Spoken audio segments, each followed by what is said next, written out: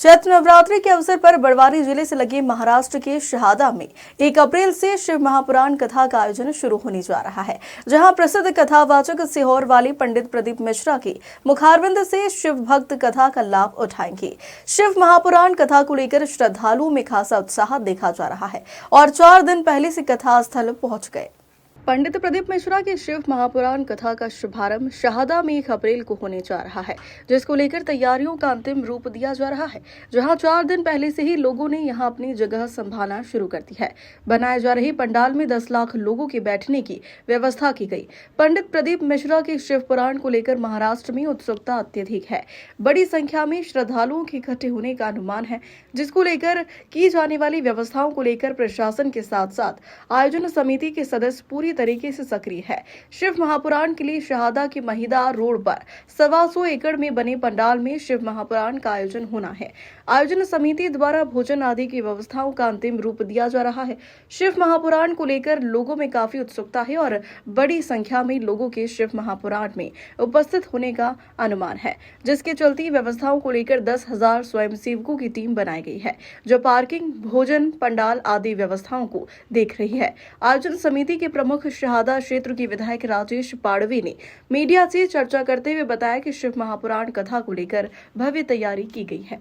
अंतर्राष्ट्रीय कथाकार कथाभूषण वंदनीय प्रदीप जी मिश्रा जी की कथा शहादा में मोहिदा शिवार के अंदर होने जा रही है। 1 तारीख से लेकर 5 तारीख तक ये कथा रखी गई है। इसके लिए यहाँ पर आयोजन समिति गठित है।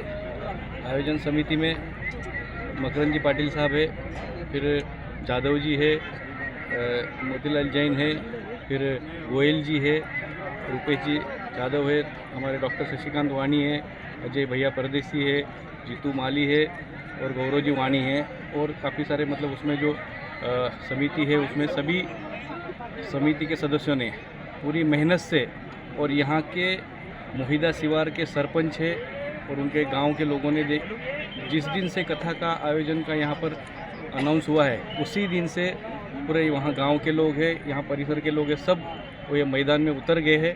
उन्होंने पूरे करीबन 125 एकड़ के यहाँ पे पंडाल बनाया जाएगा। ऐसी ज़मीन वहाँ पर बनाई गई है और उसके दोनों तरफ एक शहादा के लेफ्ट साइड में दोंडाईचा धुलिया से शिरपुर से आने वाले लोगों के लिए करीबन 70 एकड़ ज़मीन वहाँ पर पार्किंग के लिए रखी गई है।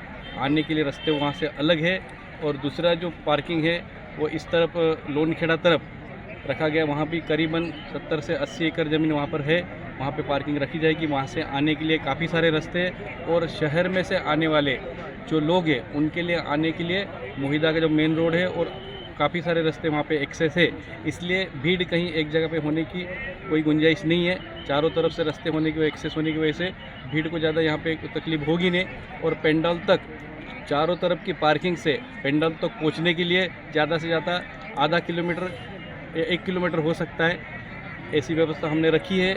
यहाँ पे काफ़ी सारे लोग मध्य प्रदेश, गुजरात और साकरी, सटाना, नासिक से, औरंगाबाद, बीड़ वहाँ से भी लोग भाविक लोग यहाँ पे पहुँच चुके हैं। उनके लिए भी यहाँ पे भोजन की व्यवस्था हमने की है।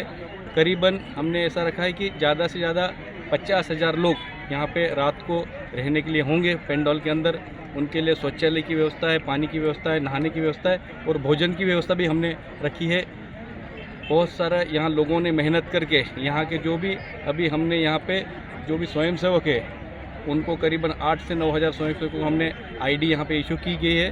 वो सभी लोग, सभी समिति के लोग यहाँ पे 2-4 समिति, 8-10 समिति हमने गठित की है। पानी समिति, भोजन समिति, स्वच्छता समिति, आरोग्य समिति, ऐसी काफ़ी सारी समिति यहाँ पे गठित की गई है। सभी समितियों को वहाँ पे उनकी जिम्मेदारी दी गई है। सभी समितियों के जो भी स्वयंसेवक है वो काम करने को तैयार है, योगदान देने को तैयार है। इसी तरह से चारों तरफ से व्यवस्था अच्छी तरह से रखी गई है। पेंडाल भी काफ़ी सारा बड़ा है, यहाँ पे करीबन नहीं तो भी 5 से 7 लाख लोग वहाँ बैठ सकते हैं और खुली जगह में और 4-5 लोग खड़े हो सकते हैं। 7.5 लाख लोगों से 10 लाख लोगों तक वहाँ पे कथा सुनने के लिए हमने प्रबंध रखा है। आने जाने के लिए काफ़ी सारा एक्सेस है।